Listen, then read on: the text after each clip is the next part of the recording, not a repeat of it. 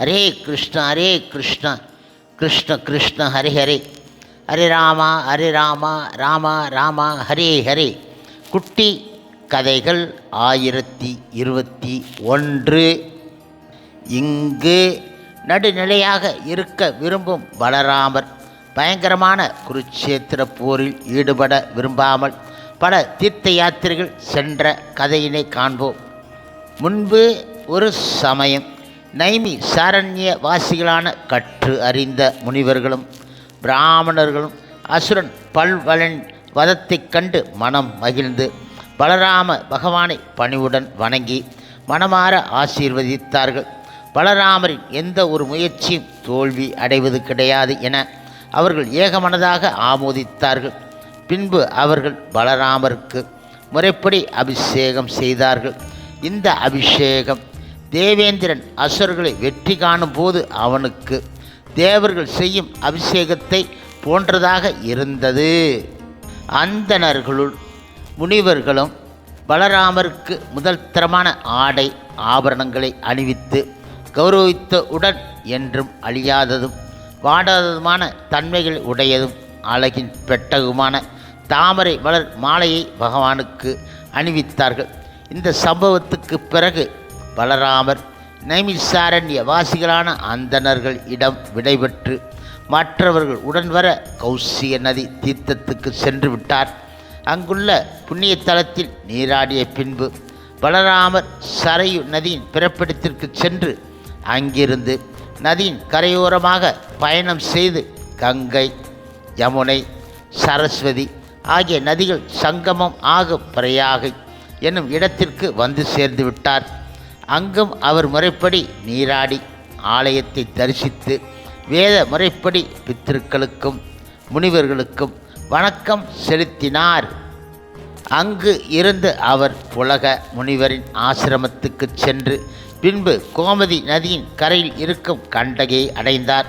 பின்பு பலராமர் விபாச நதியில் நீராடி சோன நதி தீர்த்தத்துக்கு சென்று அங்கும் நீராடி வேத முறைப்படியான சடங்குகளை நிறைவேற்றி தொடர்ந்து பயணம் செய்து கயா எனும் புண்ணிய நகரத்தை வந்து அடைந்தார். அந்த நகரின் விஷ்ணு ஆலயம் மிக பிரசித்தி பெற்றது.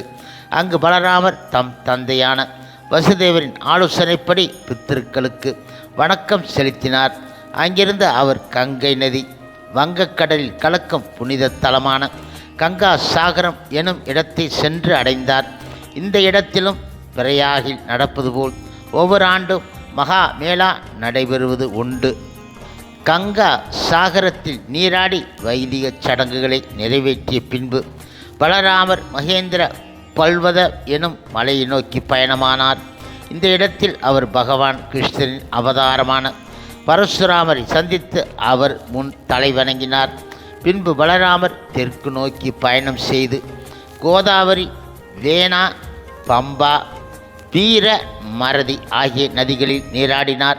பீமரதி நதியின் கரையில் இருக்கும் ஆலயத்தின் தெய்வமான சுவாமி கார்த்திகேயனை வணங்கிய பின்பு பலராம பகவான் மகாராஷ்டிரத்தில் உள்ள சைலபுரமெனும் புனித தலத்திற்கு சென்று வழிபட்டார்.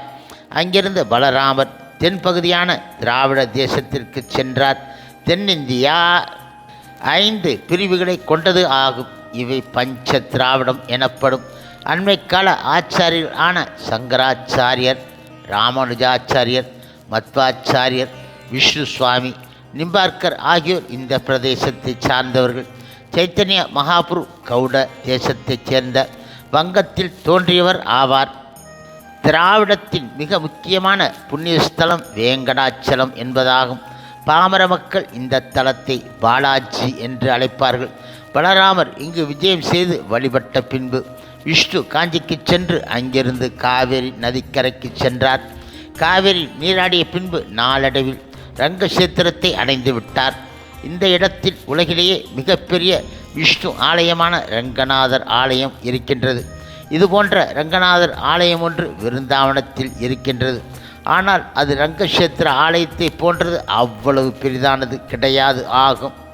விஷ்ணு காஞ்சிக்கு சென்றபோது பலராமர் சிவகாஞ்சியையும் தரிசித்தார். ரங்கக்ஷேத்திரத்தில் இருந்து அவர் தென்னிந்தியாவின் மதுராவன மதுரைக்கு சென்றார். அங்கிருந்து அவர் சேது பந்தனத்துக்கு ராமேஸ்வரம் சென்றார்.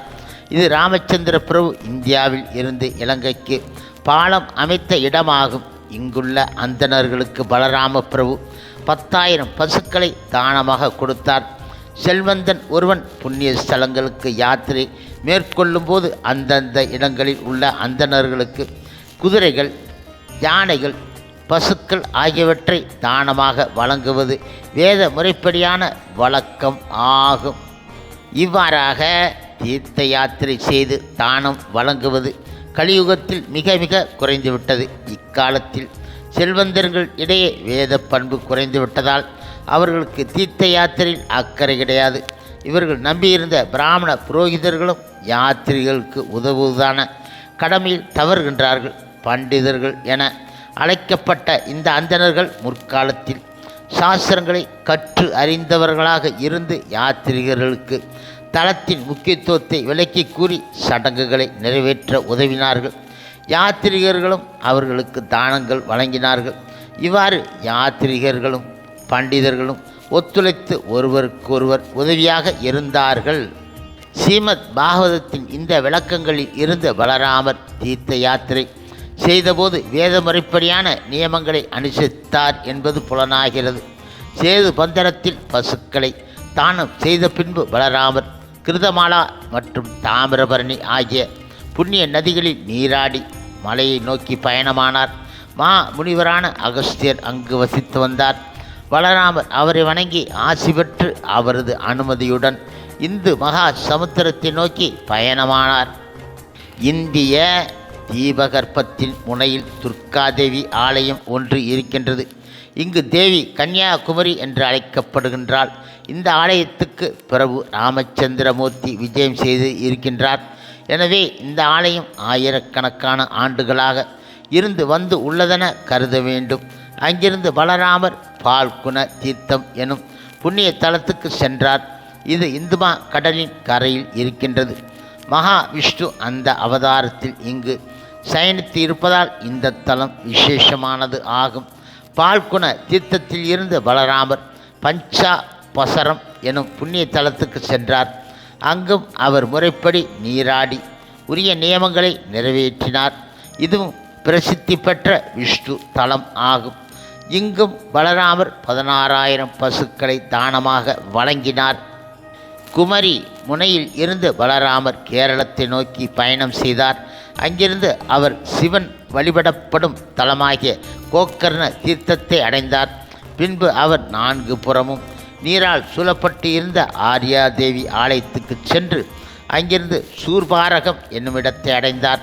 அதன் பின்பு அவர் தாவி, பயோஷினி, நிர்விந்தியா ஆகிய நதிகளில் நீராடி தண்டகாரண்யம் என்று அழைக்கப்பட்ட வனத்தை அடைந்தார். அது ராமர் வனவாசத்தின் போது சிறிது காலம் தங்கி இருந்த இடம் ஆகும்.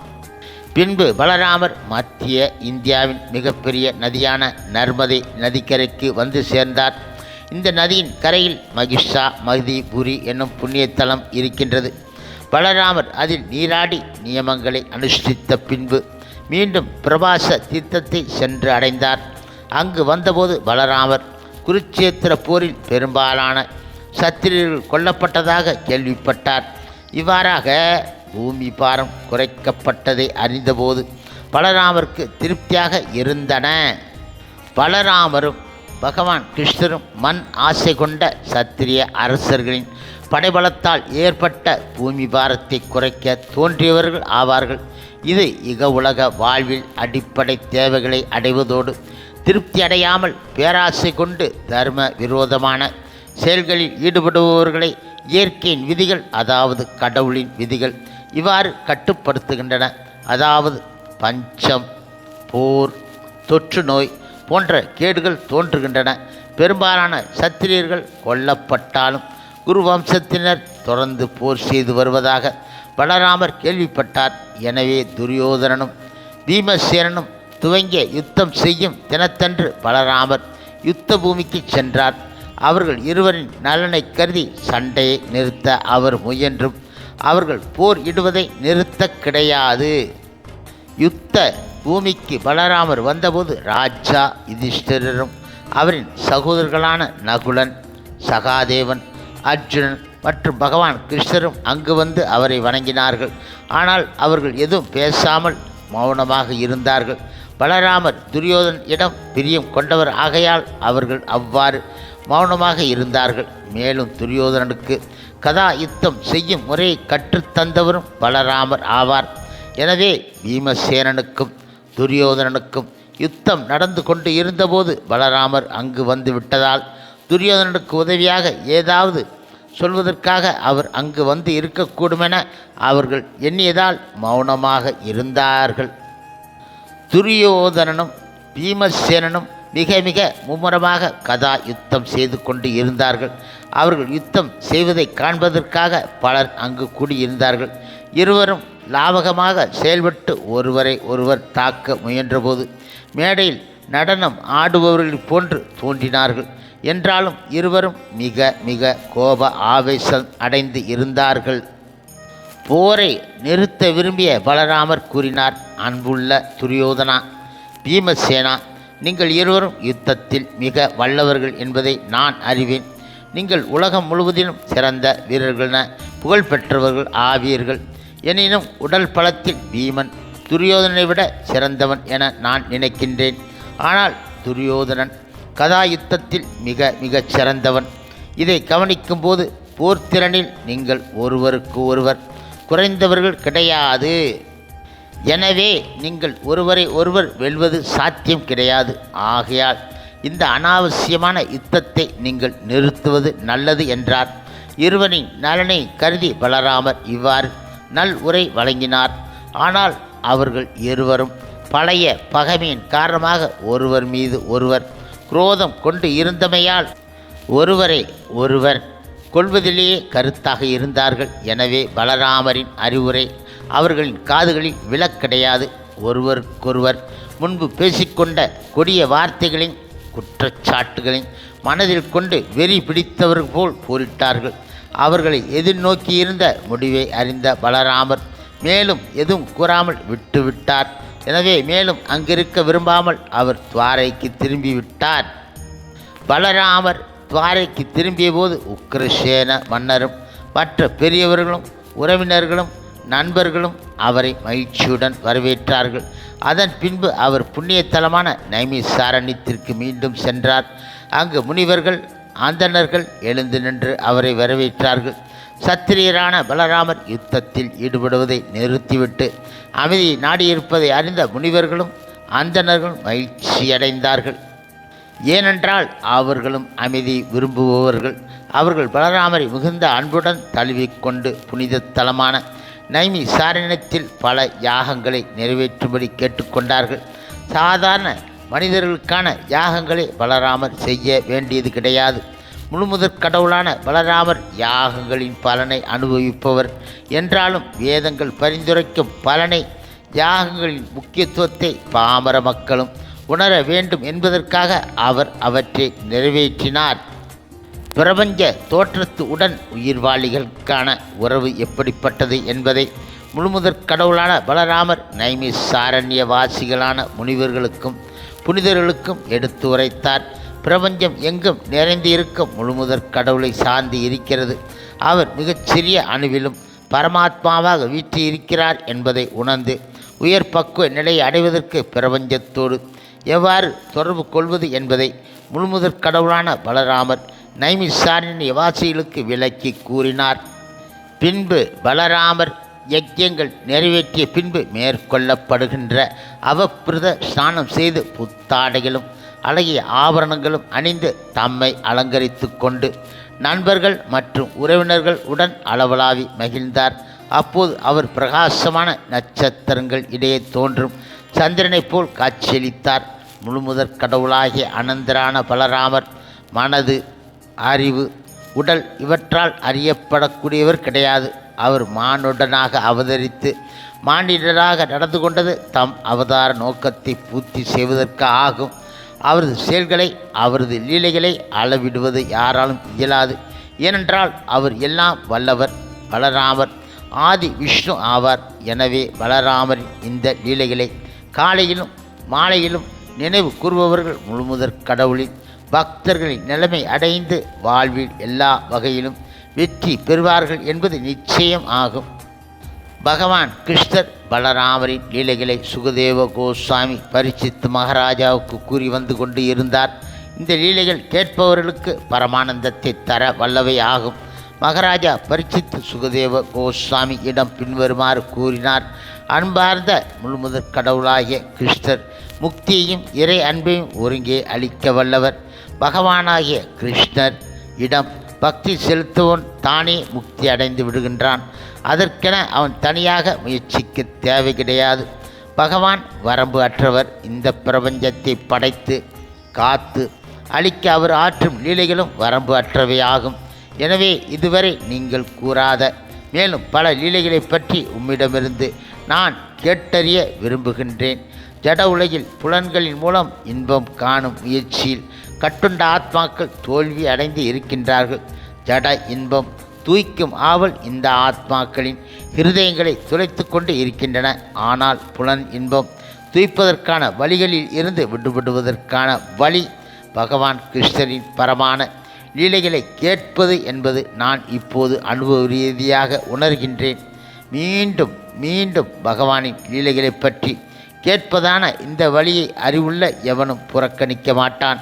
கேட்பதால் மட்டுமே ஒருவன் பரமானந்தத்தில் திளைத்து இருக்க முடியும். இதனால் புலன் இன்பத்தின்பால் கொண்டுள்ள நாட்டம் அறவே ஒளிந்துவிடும்.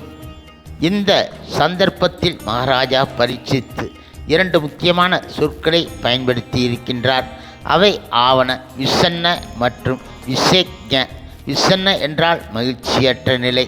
ஜட இன்பத்தை நாடுபவர்கள் முழு திருப்தியை பெறுவதற்காக பல முயற்சிகளை மேற்கொண்டும் மகிழ்ச்சி அற்று இருக்கின்றார்கள். விசேஷஞ என்ற சொல்லையும் மகாராஜா பரீட்சித் பயன்படுத்தி இருக்கிறார். பரம ஞானிகளில் 2 வகையர் உள்ளனர், அருவவாதிகள் மற்றும் வியக்திவாதிகள். விசேஷஞ என்ற சொல் வியக்திவாதிகளை குறிக்கும். இவர்கள் பர ஞானத்தில் விசேஷ வேறுபாடுகளை அனுபவிக்கின்றார்கள்.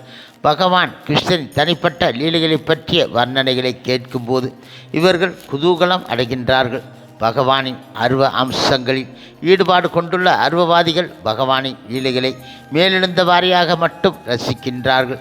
எனவே அவர்கள் பகவானின் லீலைகளை பற்றி அறிந்ததும் அதிலிருந்து பெறக்கூடிய நன்மைகளை முழுவதுமாக உணராமல் இருப்பதால் மகிழ்ச்சியற்று இருக்கின்றார்கள்.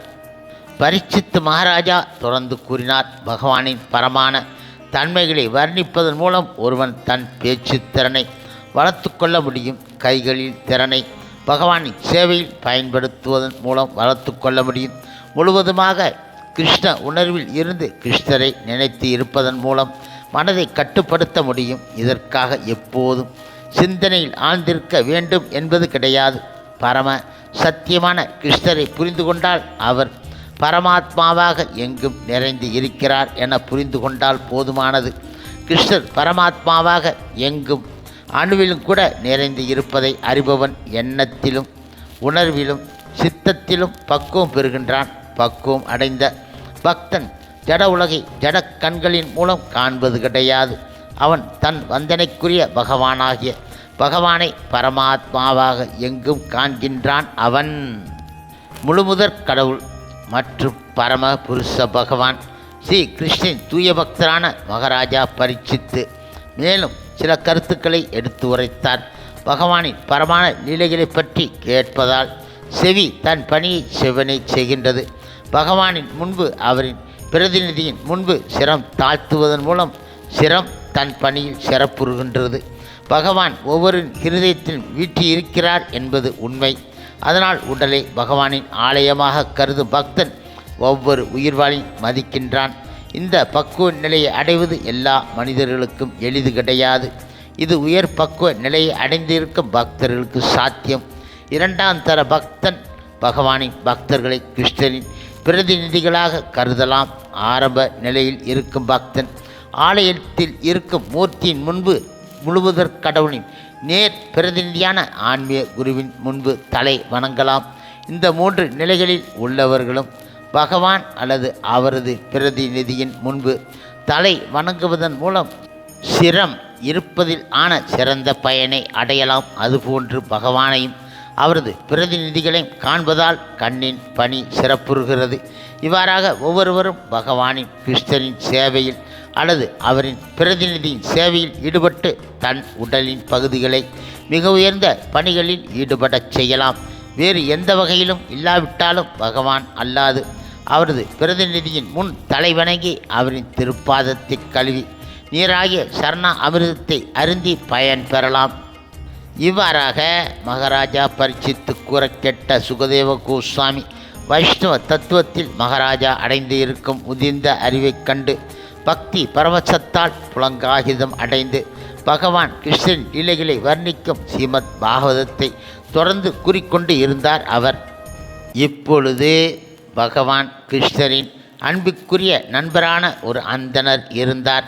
உயர் பக்குவ நிலையை அடைந்திருந்த பிராமணரான அவர் பரஞானத்தில் முதிர்ந்து இருந்தார். எனவே அவர் இக உலக ஆசைகளில் இருந்து விடுபட்டு இருந்தார். புலன்களை முற்றிலுமாக கட்டுப்படுத்தி அமைதியாக வாழ்ந்து வந்தார். பக்தியில் முதிர்ச்சி அடைந்தால் அன்றி இத்தகைய உயர் ஞான நிலையை அடைவது சாத்தியம் கிடையாது. ஞானத்தில் பரிபக்குவ நிலையை அடைபவன் முழுமுதற் கடவுளிடம் முற்றிலுமாக சரண் அடைகின்றான் என பகவத்கீதை கூறுகிறது. அதாவது முழுமுதற் கடவுளின் சேவையில் தன் வாழ்வை அர்ப்பணித்து கொண்டு இருப்பவன் உயர் ஞான நிலையை அடைந்தவன் ஆகின்றான். இந்த நிலையை அடைய விரும்புபவன் ஜட இன்பங்களை நாடும் புலன்களை கட்டுப்படுத்தி ஆக வேண்டும். பக்தனின் புலன்கள் ஜட மாசுகள் நீங்க பெற்றவை. அந்த நிலையில் புலன்கள் பகவான் கிருஷ்ணரின் சேவையில் ஈடுபடுத்தப்படுகின்றன. ஹரே கிருஷ்ண ஹரே கிருஷ்ண கிருஷ்ண கிருஷ்ண ஹரே ஹரே, ஹரே ராமா ராமா ராமா ஹரே ஹரே. சில பிரபுபாதரின் சேவையில் இஸ்கான் பக்தர்கள்